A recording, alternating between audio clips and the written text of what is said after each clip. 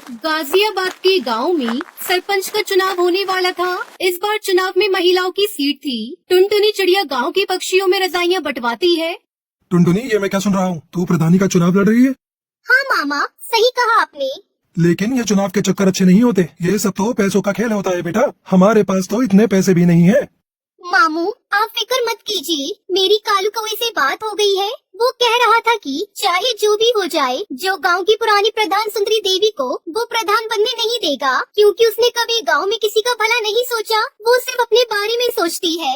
बात तो तू सही कह रही है। वह जब से प्रधान बनी है, उसने आज तक किसी भी जंगल वाले की कोई मदद नहीं की। बस अपनी कोठी गाड़ियाँ यही बनाती गई है। लेकिन एक बात बता, हम पैसे कहाँ से लाएंगे? मामू, आप फिक्र मत कीजिए। कालू ने कहा है कि मुझे बस चुनाव में खड़ा होना है और आगे जाकर एक अच्छी प्रधान बनना है। बाकी सारे पैसे तो वही लगाएगा।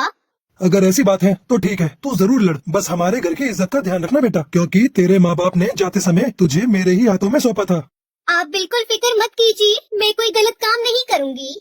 दूसरी तरफ कालू अपने दोस्त जग्गू कालिया के साथ खेतों में सोया होता है और वो नींद में बड़बड़ाता है।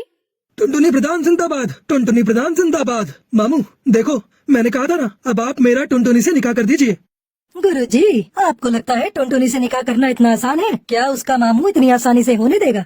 टुनटुनी प्रधानी जीतेगी और मैं तुरंत उसके मामू से टुनटुनी का हाथ मांग लूंगा। तो गुरुजी, हमें इसके लिए पूरी मेहनत करनी होगी। टुनटुनी को जिताने के लिए हमें सबसे पहले दुश्मन की सारी खबर रखनी होगी। शाम दाम दंड भेद सारे ही तरीके अपनाने होंगे। तो चलो चलते हैं गाँव में। दूसरी तरफ बबली कबूतरी अपने घर के दरवाजे पर बैठकर अपनी बहन से कहती है, मैं नहीं लड़ रही है चुनाव। तू ऐसे क्यों कह रही है? तू तो पर्चा भर के आई है।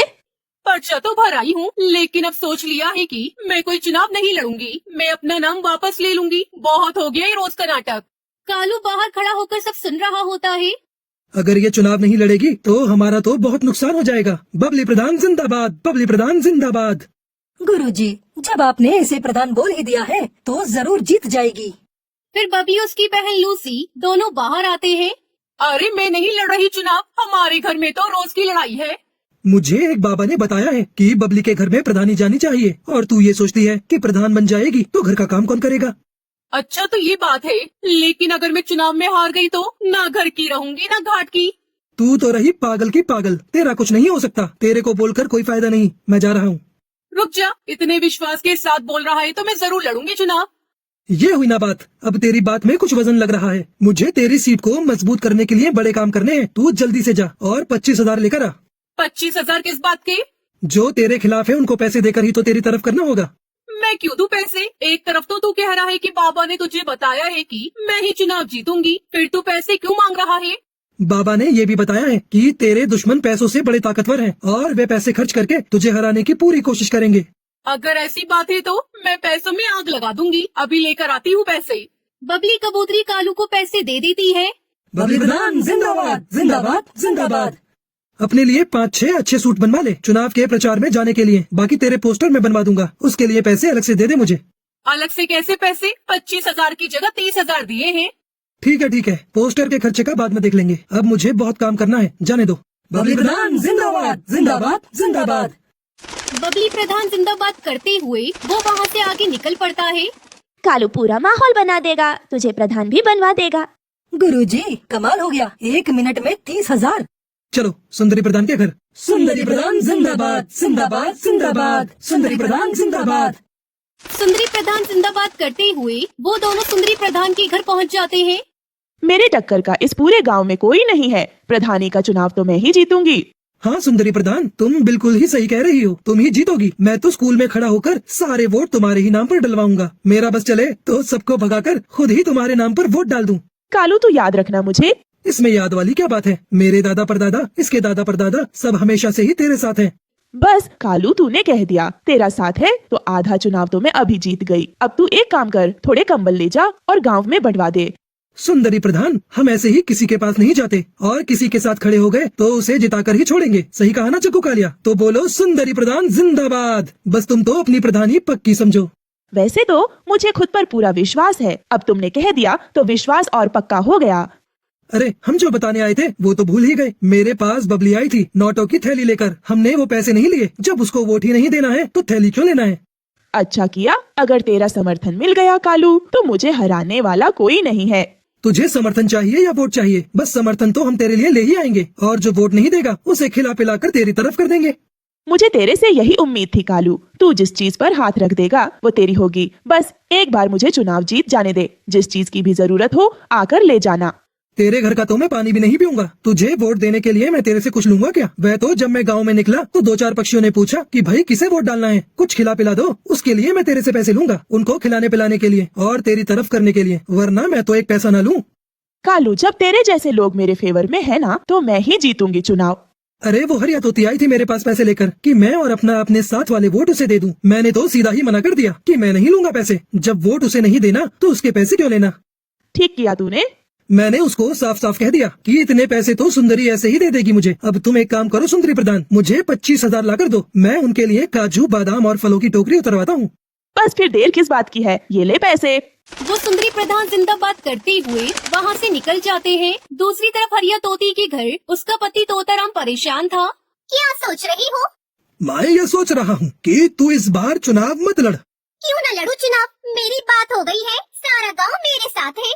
अरे 2 बार तो मैं भी चुनाव लड़ चुका, देख हार के बैठा हूँ। तुम हार गए लेकिन मैं तो जीतूंगी। अरे रहने दे, तू क्यों घर को बर्बाद करने पर तुली हुई है? तुम कुछ भी कहो, मैं तो लड़ूंगी चुनाव और जीतूंगी भी। तभी कालू आता है। हरिया प्रधान जिंदाबाद। देखो कालू खुद मेरी जीकार करते हुए आ रहा है और ये जिसके पीछे लग गया वो तो जीत ही गया समझो। अरे तोताराम, क्या बात हो गई? दुखी क्यों हो? क्या बताऊं तुझे, 2 बार चुनाव लड़ा और हार गया। अब ये चुनाव लड़ने को कह रही है, बात ही नहीं मान रही मेरी। अब हार की बात करेगा तो हारेगा ही, जीत की बात कर जीत की। पीछे मुड़कर देखना छोड़ दे और आगे की तरफ बढ़। कौन समझाए? ये तो पुरानी बात पकड़ कर ही बैठे हैं। मैंने कहा जिसके साथ कालू हो उसकी तो जीत ही होगी। अब तुम्हें क्या बताऊं, 3 बार आ गए मेरे घर पर 30,000 40,000 लेकर। कह रहे थे कि तुम बस चुनाव जितवा दो, पैसे चाहे कितने भी लग जाएं। तूने किसी को हाँ तो नहीं करी? ऐसे कैसे हाँ कर देता? ऐसी गालियां दी, अगर तू सुनती तो तेरे कानों से खून आ जाता। बिल्कुल सही किया तूने। मैंने तो बोल दिया कि तू 30 लेकर आई है, 40 तो हरिया मुझे ऐसे ही दे देगी। इतने पैसे तो नहीं दे पाऊंगी। कितने पैसे दे पाएगी? बताओ जी। क्या बताऊं, 15,000 दे दे कालू को। ठीक है, ये तो हमारे घर की बात है, बाकी के पैसे बाद में दे देना। और एक बात बता दूं, ये पैसे मैं अपने लिए नहीं ले रहा, लोगों की खुशामद के लिए ले रहा हूँ, ताकि उनका वोट तेरे नाम पर डलवा सकूं। मुझे क्या करना है पैसों का? वोट के लिए तो हमने दारू मंगा रखी है। अरे बेवकूफ, जो दारू नहीं लेता उनके लिए कुछ और मंगवाना पड़ेगा। बस ये पैसे उनमें ही खर्च करूंगा। ठीक है, पैसे ले जा और दारू की बोतल भी ले जा और बना दे हमारे नाम का माहौल पूरे गांव में। कालू और जग्गू कालिया हरिया प्रधान जिंदाबाद करते हुए वहाँ से निकल जाते हैं। कुछ दिनों बाद बबली अपनी बहन से कहती है, मुझे बाकी किसी से डर नहीं है, सिर्फ टुनटुनी से डर है। बिना पति के इलेक्शन लड़ रही है। गांव के सारे मर्द पक्षी तो इसे ही वोट देंगे। तुम फिक्र क्यों करती हो? वैसे भी ये अपने गांव की है नहीं, ये इसके मामा का गांव है। इसकी सीट तो कैंसिल ही कर देंगे। वोटिंग का दिन आता है और गांव में वोट पड़ते हैं। सुनो गांव वालों, हमारे अधिकारी जी ने वोटों की गिनती कर ली है, अब वह परिणाम की घोषणा करेंगे। गांव वालों, टुनटुनी 103 वोटों से आगे है और वह गांव की प्रधान घोषित की जाती है। टुनटुनी कालू सब नाचने लगते हैं। गांव वालों, हमें पंचायत बुलानी होगी, यह चुनाव गैर कानूनी हुआ है। हाँ, सही कहा तोताराम ने, ये चुनाव गैर कानूनी है। टुनटुनी तो इस गांव की है ही नहीं, फिर ये चुनाव कैसे लड़ सकती है? गांव की चौपाल पर पंचायत बिठाई जाती है। गांव वालों, तोताराम का ये कहना है कि टुनटुनी इस गांव में गलत तरीके से चुनाव जीती है, क्योंकि वह इस गांव की है ही नहीं, इसलिए चुनाव दोबारा होंगे। क्यों होगा दोबारा चुनाव? मैं प्रधान बनी हूँ, मुझे जिताने वाले गांव के पक्षी ही है। हम पागल हैं जो हमने चुनाव के लिए 10 बीघा जमीन बेच दी। मैंने कोई गैर कानूनी तरीका नहीं अपनाया है। चुनाव लड़ने जीतने के लिए मैं इस गांव की हूँ, मेरा निकाह इस गांव में हुआ है और इस हिसाब से मैं यहाँ चुनाव लड़ सकती हूँ। किसके साथ हुआ है तेरा निकाह, हमें भी तो बता। कालू से हुआ है मेरा निकाह, मैं झूठ नहीं बोल रही। गांव वालों, मेरी बात सुनो, ये चुनाव सही तरीके से हुआ है, क्योंकि प्रधान बनने के बाद किसी को अपनी कोठी बनवानी थी, किसी को फॉर्च्यूनर खरीदनी थी, तो किसी को अपनी बेटी की शादी करनी थी। सबको सिर्फ अपने बारे में ही फिक्र थी, गांव की भलाई की तो किसी को पड़ी ही नहीं थी। इसलिए मैंने इस गांव की भलाई के लिए टुनटुनी से निकाह किया। सबके सामने बोलता हूँ, ये गाँव का काम करेगी और विकास भी करेगी। अगर ऐसा नहीं हुआ तो मैं खुद टुनटुनी से उसका इस्तीफा दिलवाऊंगा। गांव वालों, मैं यहाँ पर बड़ी हुई हूँ, लेकिन मैंने हमेशा आप सबको गांव की टूटी सड़कों की वजह से परेशान होता हुआ देखा है। इस गांव में 5वीं क्लास के बाद कोई स्कूल नहीं होने की वजह से बच्चों को इतनी दूर पढ़ाई करने के लिए दूसरे गांव में उड़ता हुआ देखा है। मेरे मामू मुझे पढ़ाना चाहते थे, लेकिन हमारे गांव में कोई स्कूल नहीं था, जिस वजह से मैं आगे नहीं पढ़ पाई। और मैं नहीं चाहती कि हमारे गांव की आगे आने वाली पीढ़ी कम पढ़ी लिखी हो, खास तौर पर चिड़ियाएं, जिन्हें आप सब आगे की पढ़ाई के लिए दूसरे गांव नहीं भेजते। गांव के सभी पक्षी कालू टुनटुनी के लिए ताली बजाने लगते हैं और इस तरह टुनटुनी चिड़िया जंगल के प्रधान बन जाती है और कालू की टुनटुनी से शादी हो जाती है।